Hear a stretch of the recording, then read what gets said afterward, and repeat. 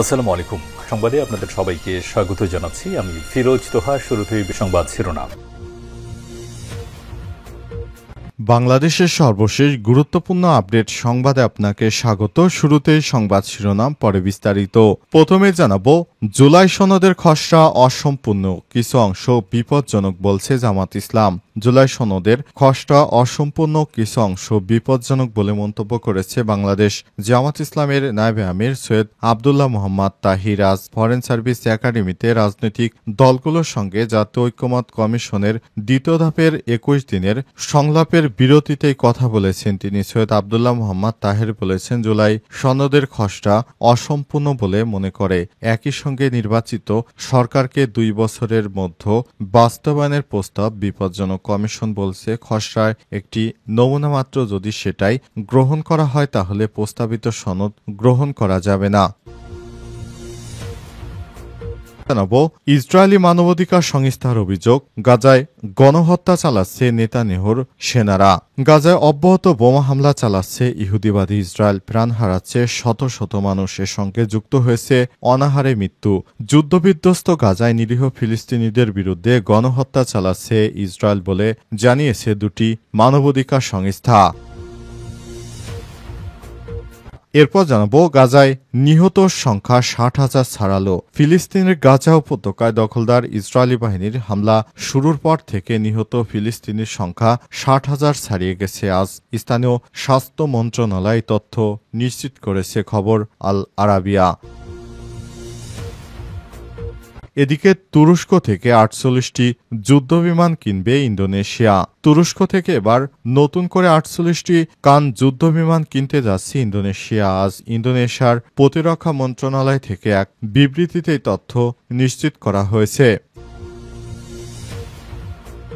এদিকে ট্রাম্পের সঙ্গে আপোষে $৫০ কোটি ছাড়ে প্রস্তুত হার্ভার্ড বিশ্ববিদ্যালয়। হার্ভার্ড বিশ্ববিদ্যালয় ট্রাম্প প্রশাসনের সঙ্গে বিরোধ নিষ্পত্তিতে $৫০০ মিলিয়ন পর্যন্ত ব্যয় করতে প্রস্তুত বলে জানিয়েছে দ্য নিউ ইয়র্ক টাইম। খবর জিও নিউজের। প্রতিবেদনে বলা হয়েছে, হার্ভার্ড এই অর্থব্যয়ের ইঙ্গিত দিলেও তারা বাইরে কোনো মনিটরকে চুক্তি তদারকির অনুমতি দিতে নারাজ। প্রিয় দর্শক, এতক্ষণ শুনছিলেন সংবাদ শিরোনাম, এবারে বিস্তারিত।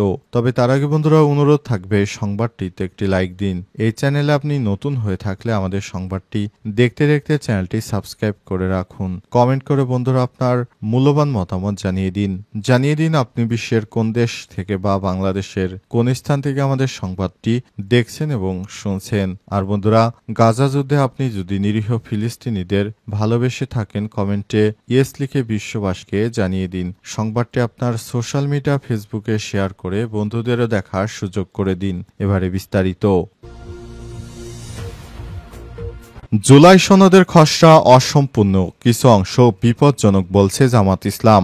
জুলাই সনদের খসড়া অসম্পূর্ণ, কিছু অংশ বিপজ্জনক বলে মন্তব্য করেছে বাংলাদেশ জামাত ইসলামের নায়েবে আমির সৈয়দ আবদুল্লাহ মোহাম্মদ তাহির। আজ ফরেন সার্ভিস একাডেমিতে রাজনৈতিক দলগুলোর সঙ্গে জাতীয় ঐক্যমত কমিশনের দ্বিতীয় ধাপের ২১ দিনের সংলাপের বিরতিতেই কথা বলেছেন তিনি। সৈয়দ আবদুল্লাহ মোহাম্মদ তাহের বলেছেন, জুলাই সনদের খসড়া অসম্পূর্ণ বলে মনে করে।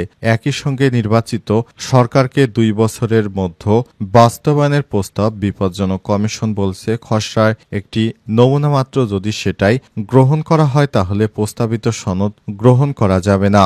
অন্তর্বর্তীকালীন সরকারের প্রধান উপদেষ্টা প্রফেসর ড মোহাম্মদ ইউনূস ক্ষমতা গ্রহণের পর থেকে জুলাই সনদ দেওয়ার চেষ্টা চালিয়ে যাচ্ছে। তবে শুধুমাত্র এদেশে বিএনপি নামক একটি রাজনৈতিক দল, তারা শিক্ষার্থীদের এই সনদ দিতে বাধা দিচ্ছে। তারা চাইছে তাদের মন মতো করে তারা জুলাই সনদকে আখ্যায়িত করতে চায়। তাই তারা শিক্ষার্থীদের কোনো অর্জনকে শিক্ষার্থীদের অর্জন নয়, বরং বিএনপির অর্জন হিসেবে আখ্যায়িত করছে। তারা এমনভাবে ভাব করছে যে শিক্ষার্থীরা এই আন্দোলনে কোনো ভূমিকায় রাখেনি, বিএনপি আন্দোলনের মাস্টারমাইন্ড, এমনটা জানিয়েছে তারা। তাদের মধ্যে উচ্চ পর্যায়ের বেশ কয়েকজন নেতৃত্ববৃন্দ ইতিমধ্যেই বলেছে এই আন্দোলনের মাস্টারমাইন্ড তারেক রহমান, অথচ তারেক রহমান এখনো বিদেশ দেশে অবস্থান করছে। তারা শিক্ষার্থীদের আন্দোলন এবং সনদপত্রকে দেওয়ার জন্য গড়িমসি করছে, সরকারের উপর নানাবিধ চাপ প্রয়োগ করছে। তারা তাদের ইচ্ছামতো রাষ্ট্র পরিচালনা করতে চায়। বিগত ৫৪ বছর যেভাবে বাংলাদেশ পরিচালিত হয়েছে সেই একই পন্থায় এখনো তারা রাষ্ট্র পরিচালনা করতে চাইছে। কিন্তু অন্তর্বর্তীকালীন সরকারের প্রধান উপদেষ্টা প্রফেসর ডক্টর মোহাম্মদ ইউনূস সর্বোত্তক চেষ্টা চালিয়ে যাচ্ছে যাতে করে শিক্ষার্থীরা তাদের প্রাপ্যটা পায়। অনেকে আবার মনে করছেন শিক্ষার্থীদের এখন জুলাইয়ের সনদ দেওয়া হবে না, ভবিষ্যতে তাদেরকে ফাঁসির দড়িতে ঝুলাতে চায়। এ কারণে অনেকেই এখন তাদের সেই সনদ দিতে চায় না। কিন্তু শিক্ষার্থীরা যদি কাঙ্ক্ষিত আন্দোলন গড়ে না তুলত, এসব রাজনৈতিক নেতৃত্ববৃন্দ কোনো কিছুই করতে পারত না। ইসরায়েলি মানবাধিকার সংস্থার অভিযোগ, গাজায় গণহত্যা চালাচ্ছে তেল আবিব। গাজা অব্যাহত বোমা হামলা চালাচ্ছে ইসরায়েল, প্রাণ হারাচ্ছে শত শত মানুষ। এর সঙ্গে যুক্ত হয়েছে অনাহারে মৃত্যু। যুদ্ধবিধ্বস্ত গাজায় নিরীহ ফিলিস্তিনিদের বিরুদ্ধে গণহত্যা চালাচ্ছে ইসরায়েল, এমনটাই অভিযোগ করেছে ইসরায়েলের দুই প্রভাবশালী মানবাধিকার সংস্থা বেথসেলেম ও physicians for human rights Israel নামের দুটি সংস্থা। গত ২১ মাসের সংঘাতের গবেষণার উপর ভিত্তি করে আজ পৃথক প্রতিবেদন প্রকাশ করেছে। এই সংস্থা দুটি কয়েক দশক ধরে ইসরায়েলের সক্রিয়ভাবে কাজ করছে। তারা যৌথ বিবৃতিতে বলেছে, এই অন্ধকার সময়ে সত্যকে সত্য হিসেবে তুলে ধরা এবং সঠিক নামে সম্বোধন করা গুরুত্বপূর্ণ। একই সঙ্গে অবিলম্বে অপরাধ বন্ধ করা জরুরি। গাজায় যুদ্ধ ও গণহত্যা শুরুর পর থেকে এই প্রথম ইসরায়েল ভিত্তিক মানবাধিকার সংস্থাগুলো দেশটির সরকারকে গাজায় গণহত্যা চালানোর অভিযোগে অভিযুক্ত করেছে, যদিও তেল আবিব বরাবরের মতো তা অস্বীকার করেছে বলে জানিয়েছে ইসরায়েল সরকারের মুখপাত্র ডেভিড মেনসার। তিনি বলেছেন, গাজা দুর্যোগের জন্য দায়ী সেখানকার সন্ত্রাসী সংগঠন হামাস, আর তাদের প্রতিরক্ষা বাহিনীর লক্ষ্য সন্ত্রাসীদের নির্মূল করা, বেসামরিক নাগরিকদের হত্যা করা নয়। সোমবার জেরুজালেমে এক সংবাদ সম্মেলনে বেথসেলেমের নির্বাহী পরিচালক ইউলি নোভাক বলেছেন, তাদের সংস্থা এমন একটি বিষয় প্রতিবেদন প্রকাশ করেছে যা তারা কখনো লেখার বিষয় কল্পনা করেনি। ৮৮ পৃষ্ঠার এই নথিতে বলা হয়েছে, গাজা উপত্যকায় ইসরায়েলের নীতি, এর ভয়াবহ পরিণতি এবং এই হামলার লক্ষ্যবস্তু নিয়ে ইসরায়েলের শীর্ষ রাজনৈতিক ও সামরিক কমান্ডারদের বক্তব্য পর্যালোচনা করে দেখা গেছে, গাজা উপত্যকায় ইচ্ছাকৃতভাবে ফিলিস্তিনি সমাজকে ধ্বংস করার জন্য সমন্বিত পদক্ষেপ নিচ্ছে ইহুদিবাদীরা। গাজায় নিহত ৬০,০০০ ছাড়ালো। ফিলিস্তিনের গাজা উপত্যকা দখলদার ইসরায়েলি বাহিনীর হামলা শুরুর পর থেকে পর্যন্ত ফিলিস্তিনে সংখ্যা ৬০,০০০ ছাড়িয়ে গেছে। আজ স্থানীয় সময় স্বাস্থ্য মন্ত্রণালয় তথ্য জানিয়েছে খবর আল আরাবিয়ার। মন্ত্রণালয় বলছে, গত ২৪ ঘণ্টায় গাজার বিভিন্ন হাসপাতালে ১১৩ জন ফিলিস্তিনি মরদেহ আনা হয়েছে। নিয়ে নিহতের সংখ্যা দাঁড়িয়েছে ৬০,০৩৪ জনে। মন্ত্রণালয়ের সর্বশেষ দৈনিক আপডেটে বলা হয়েছে, যুদ্ধের সময় ইসরায়েলি বাহিনীর হাতে আহতের মোট সংখ্যা ১,৪৫,৮৭০ জনে দাঁড়িয়েছে। যুদ্ধবিরতি আন্তর্জাতিক আহ্বান উপেক্ষা করে ইসরায়েলি সরকার ২০২৩ সাল থেকে গাজায় নৃশংস গণহত্যা চালিয়ে যাচ্ছে।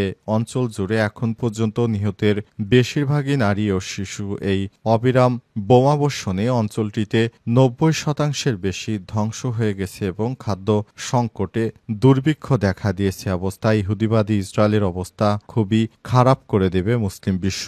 সেভাবেই অনেক রাষ্ট্র এখন কথা বলতে শুরু করেছে, তার মধ্যে জর্ডান, সংযুক্ত আরব আমিরাত এবং মিশর। এই রাষ্ট্রগুলো ইতিমধ্যে ফিলিস্তিনের পাশে দাঁড়িয়েছে। তারা এখন ফিলিস্তিনিদের জন্য অনেক ভালো কিছু করার চেষ্টা করছে।